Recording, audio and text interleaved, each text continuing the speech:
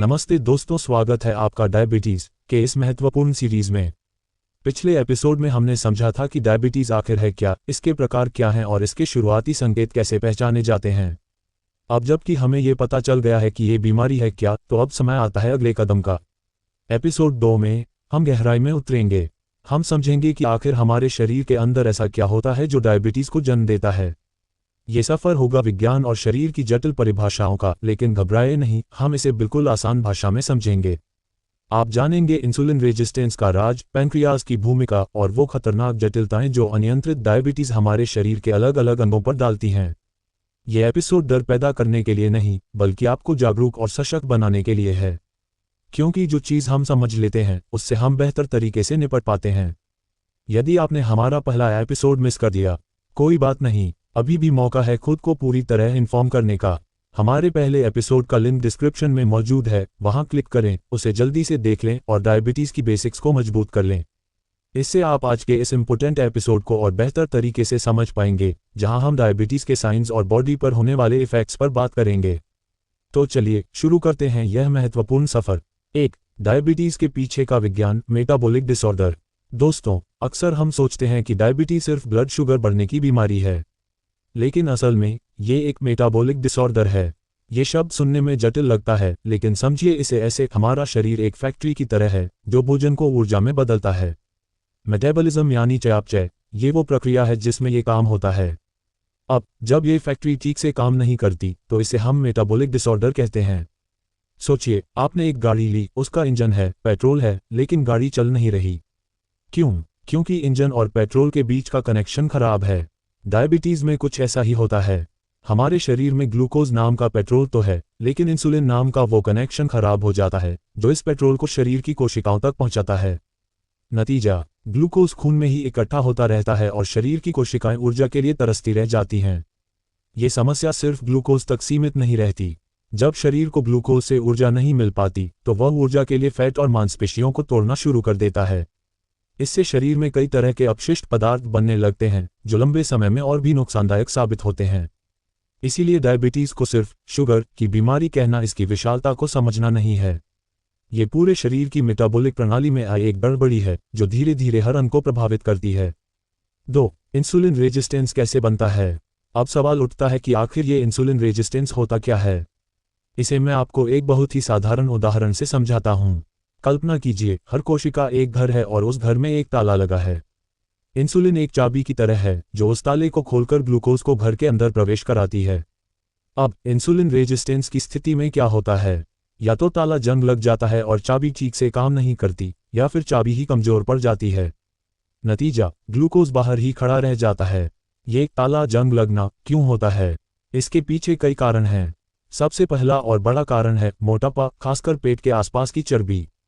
ये चर्बी सिर्फ वसा का जमावड़ा नहीं है, बल्कि यह एक सक्रिय अंग की तरह काम करती है जो ऐसे रसायन छोड़ती है जो इंसुलिन के काम में बाधा डालते हैं। दूसरा बड़ा कारण है शारीरिक निष्क्रियता।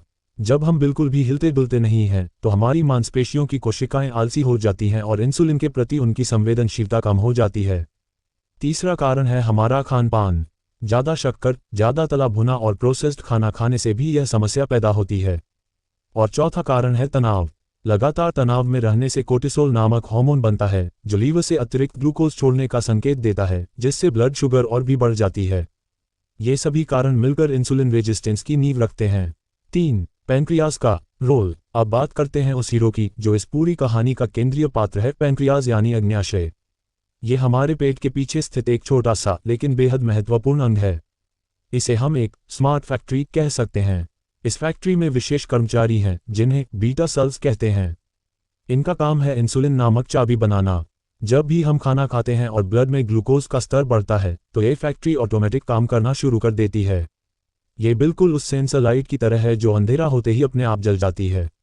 पैंक्रियाज को पता चल जाता है कि ब्लड शुगर बढ़ी है और वह ठीक उतनी ही मात्रा में इंसुलिन रिलीज करता है जितनी जरूरत है। टाइप 1 डायबिटीज़ में क्या होता है?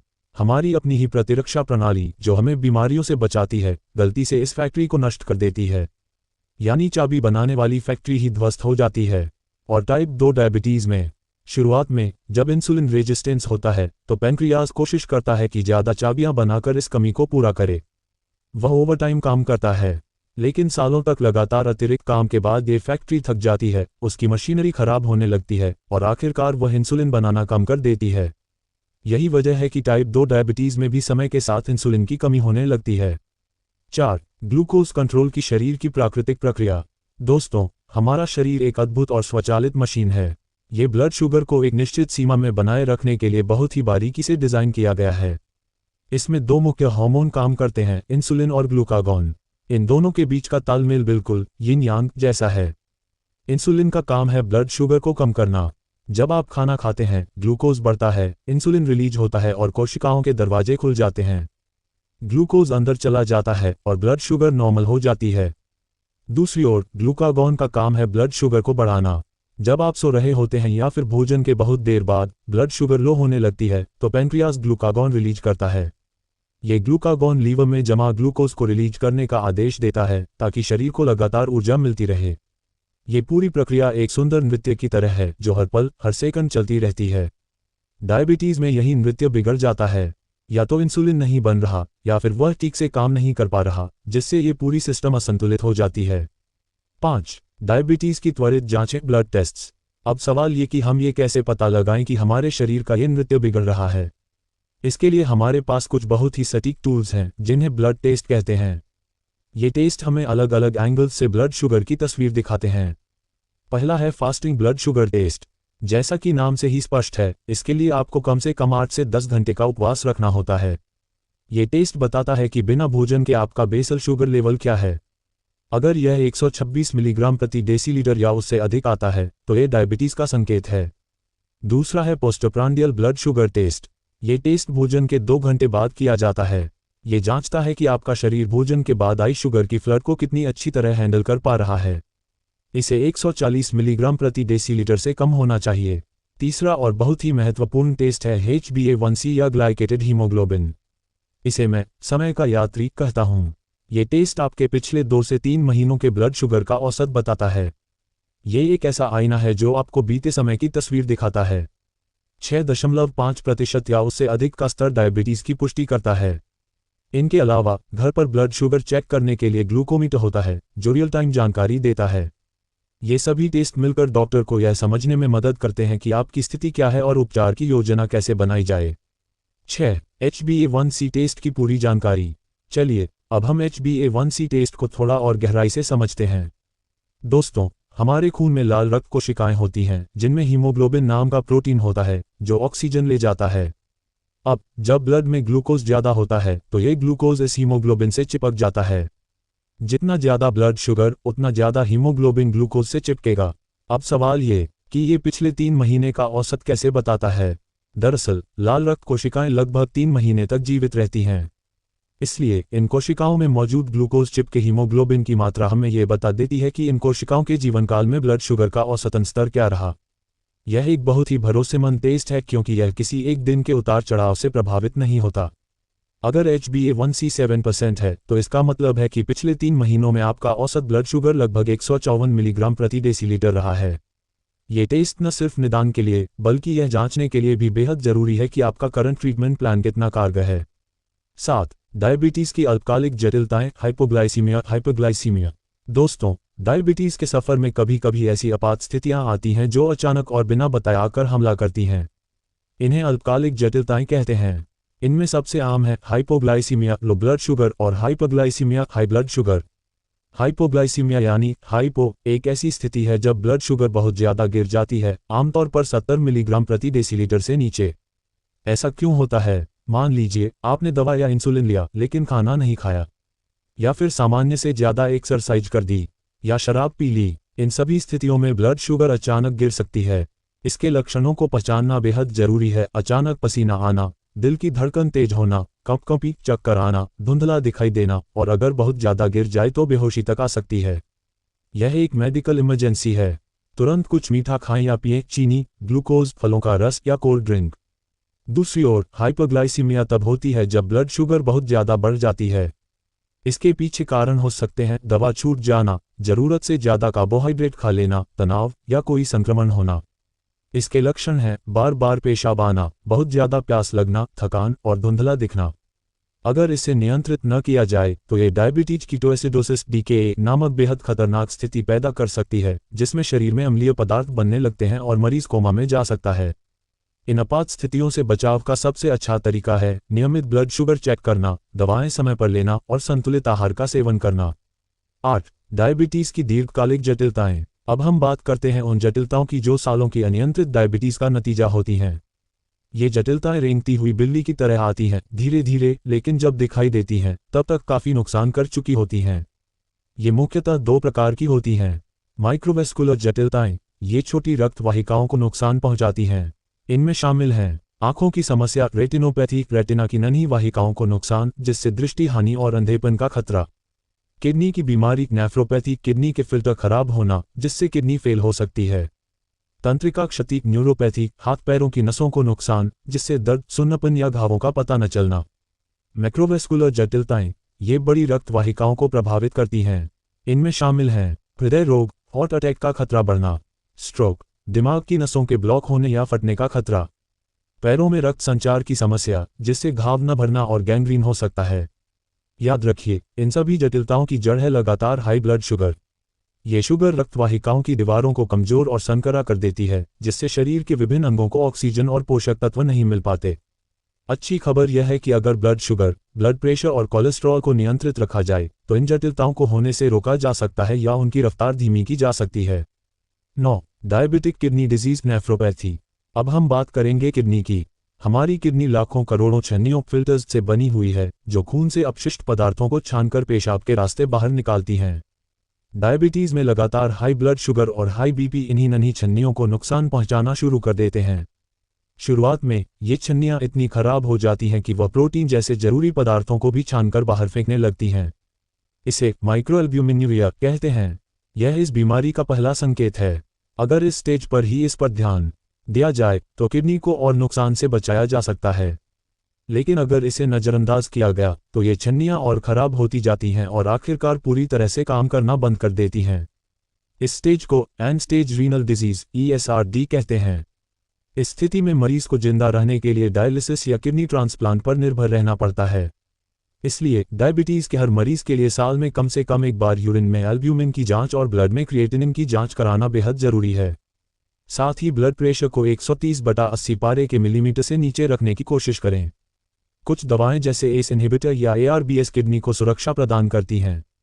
10. डायबिटिक रेटिनोपैथी, आंखों की समस्या। दोस्तों, आंखें हमारे शरीर का वो खिड़की हैं जिससे हम दुनिया की खूबसूरती देखते हैं। डायबिटीज इसी खिड़की को धुंधला कर सकती है। रेटिना हमारी आंख का वह हिस्सा है जो कैमरे के फिल्म की तरह काम करता है। इसमें बहुत ही बारीक रक्त वाहिकाएं होती हैं। लगातार हाई ब्लड शुगर इन नन्ही वाहिकाओं को कमजोर कर देती है। ये वाहिकाएं फूल सकती हैं, इनसे तरल पदार्थ लीक हो सकता है या ये फट भी सकती हैं। इस स्थिति को डायबिटिक रेटिनोपैथी कहते हैं। शुरुआत में इसके कोई लक्षण नहीं दिखते, लेकिन जैसे जैसे स्थिति बिगड़ती है, धुंधला दिखाई देना, आंखों में काले धब्बे दिखना या अचानक दृष्टि चले जाना जैसे लक्षण सामने आते हैं। सबसे खतरनाक स्थिति तब होती है जब शरीर नई, असामान्य वाहिकाएं बनाने की कोशिश करता है, जो बहुत ही नाजुक होती हैं और आसानी से फट जाती हैं, जिससे आंखों के अंदर रक्तस्राव हो सकता है। इसीलिए डायबिटीज के हर मरीज को साल में कम से कम एक बार अपनी आंखों की पूरी जांच, डायलेटेड आई एग्जाम, जरूर करानी चाहिए, चाहे उसे कोई समस्या महसूस हो या न हो। अगर समय रहते इसका पता चल जाए तो लेजर ट्रीटमेंट या इंजेक्शन से दृष्टि को बचाया जा सकता है। 11. डायबिटिक न्यूरोपैथी, तंत्रिका क्षति। अब बात करते हैं नसों की। हमारे शरीर में नसों का एक जाल बिछा हुआ है जो मस्तिष्क से शरीर के हर हिस्से में संदेश पहुंचाता है। इसे शरीर की टेलीफोन एक्सचेंज कह सकते हैं। डायबिटीज इसी एक्सचेंज के तारों को नुकसान पहुंचाती है। इसके मुख्य प्रकार हैं पेरिफेरल न्यूरोपैथी। ये सबसे आम प्रकार है जो पैरों और हाथों को प्रभावित करता है। इसमें झंझनाहट, जलन, सुन्नापन, चुभन या तेज दर्द हो सकता है। ऐसा लगता है जैसे कोई सुई चुभ रहा हो। रात के समय ये लक्षण और बढ़ सकते हैं। ऑटोनोमिक न्यूरोपैथी, यह उन नसों को प्रभावित करती है जो हमारे अंदरूनी अंगों को कंट्रोल करती हैं। इसके लक्षण बहुत विस्तृत हैं।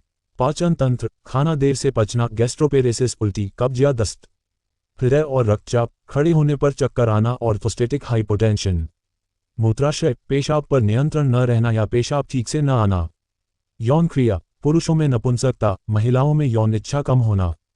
न्यूरोपैथी का सबसे बड़ा खतरा यह है कि इससे पैरों में संवेदना कम हो जाती है। एक छोटी सी चोट या जूते की रगड़ का पता नहीं चल पाता और वहीं से एक गहरा घाव बन जाता है जो संक्रमित हो सकता है। इसलिए डायबिटीज के मरीजों को रोजाना अपने पैरों की अच्छी तरह जांच करनी चाहिए। 12. डायबिटिक फुट और घाव। पैर हमारे शरीर का वो आधार है जो हमें पूरी दुनिया में घुमाते हैं, लेकिन डायबिटीज में यही पैर सबसे ज्यादा असुरक्षित हो जाते हैं। डायबिटिक फुट की समस्या दो चीजों के मेल से पैदा होती है: न्यूरोपैथिक पैरों में फीलिंग कम होना और खराब ब्लड सर्कुलेशन, पैरों में खून की कमी। जब फीलिंग कम होती है तो आपको पता ही नहीं चलता कि आपके जूते में कोई कंकड़ है या जूता रगड़ रहा है। आप अपने पैर को जला भी सकते हैं और पता नहीं चलेगा। यह एक छोटा सा घाव बन जाता है। अब अगर ब्लड सर्कुलेशन खराब है तो उस घाव तक ऑक्सीजन और पोषक तत्व नहीं पहुंच पाते, जिससे घाव भर नहीं पाता। ये घाव गहरा होता जाता है, संक्रमित हो जाता है और अंत में गैंग्रीन, ऊतकों की मृत्यु हो सकती है। दुर्भाग्य से कई बार इस स्थिति में पैर का एक हिस्सा या पूरा पैर काटना ही एकमात्र विकल्प बचता है। इसलिए पैरों की देखभाल डायबिटीज मैनेजमेंट का एक अत्यंत महत्वपूर्ण हिस्सा है। रोजाना पैर धोकर और सूखाकर उनकी जांच करें। नर्म और ठीक फिटिंग के जूते पहनें, नंगे पैर कभी न चलें और अपने नाखूनों की सही तरीके से कटाई करें। 13. हार्ट पर प्रभाव, कार्डियोवैस्कुलर रिस्क। दोस्तों, डायबिटीज और दिल का रिश्ता बहुत गहरा है। डायबिटीज होने पर हार्ट अटैक और स्ट्रोक का खतरा 2 से 4 गुना तक बढ़ जाता है। ऐसा क्यों? देखिए, लगातार हाई ब्लड शुगर हमारी रक्त वाहिकाओं की अंदरूनी परत को नुकसान पहुंचाती है। ये परत बिल्कुल नायलॉन की तरह चिकनी होती है ताकि खून आसानी से बह सके। डायबिटीज इस परत को खुरदरा बना देती है। अब इस खुरदरी सतह पर कोलेस्ट्रॉल और अन्य पदार्थ चिपककर प्लाक बनाने लगते हैं, जिससे वाहिकाएं संकरी और सख्त हो जाती हैं। इस प्रक्रिया को एथेरोस्क्लेरोसिस कहते हैं। जब ये प्लाक हृदय की धमनियों में बनता है तो हार्ट अटैक का खतरा होता है, और जब दिमाग की धमनियों में बनता है तो स्ट्रोक का। इसीलिए डायबिटीज के इलाज में सिर्फ ब्लड शुगर कंट्रोल ही नहीं, बल्कि ब्लड प्रेशर और कोलेस्ट्रॉल को भी नियंत्रित करना उतना ही जरूरी है। अपने डॉक्टर से सलाह लें कि क्या आपको हार्ट की सुरक्षा के लिए एस्पिरिन या स्टैटिन जैसी दवाओं की जरूरत है। 14. Diabetic coma. ये डायबिटीज की सबसे भयानक आपात स्थिति है जहां मरीज बेहोश हो सकता है और उसकी जान को खतरा हो सकता है। यह मुख्यतः 3 कारणों से होता है। 1. Diabetic ketoacidosis DKA। यह मुख्यतः टाइप 1 डायबिटीज में होता है, जब शरीर में इंसुलिन की भारी कमी हो जाती है। शरीर ऊर्जा के लिए फैट तोड़ता है, जिससे रक्त में कीटोन्स नामक अम्लीय पदार्थ बनने लगते हैं। इससे खून अम्लीय हो जाता है और मरीज कोमा में जा सकता है। लक्षण है तेज प्यास, बार बार पेशाब, उल्टी, पेट दर्द और सांस में फलों जैसी गंध। 2. हाइप्रोस्मोलर हाइपरग्लाइसेमिक स्टेट HHS। ये ज्यादातर टाइप 2 डायबिटीज के बुजुर्ग मरीजों में होता है। इसमें ब्लड शुगर बहुत ज्यादा 600 मिलीग्राम प्रति डेसीलीटर से ऊपर बढ़ जाती है, जिससे शरीर में पानी की भारी कमी हो जाती है। मरीज को भ्रम की स्थिति या बेहोशी आ सकती है। 3. गंभीर हाइपोग्लाइसीमिया। जब ब्लड शुगर बहुत ज्यादा गिर जाती है तो दिमाग को ऊर्जा न मिलने के कारण मरीज बेहोश हो सकता है। इन सभी स्थितियों में तुरंत अस्पताल ले जाने की जरूरत होती है। रोकथाम ही सबसे अच्छा इलाज है। नियमित दवा, नियमित ब्लड शुगर चेक और बीमार पड़ने पर एक्स्ट्रा सावधानी बरतना। 15. मेंटल हेल्थ और डायबिटीज। दोस्तों, डायबिटीज सिर्फ शरीर की बीमारी नहीं है, ये दिमाग पर भी भारी पड़ती है। रोज रोज की दवाएं, खान पान पर पाबंदी, ब्लड चेक करते रहना, ये सब एक मानसिक बोझ बन जाता है।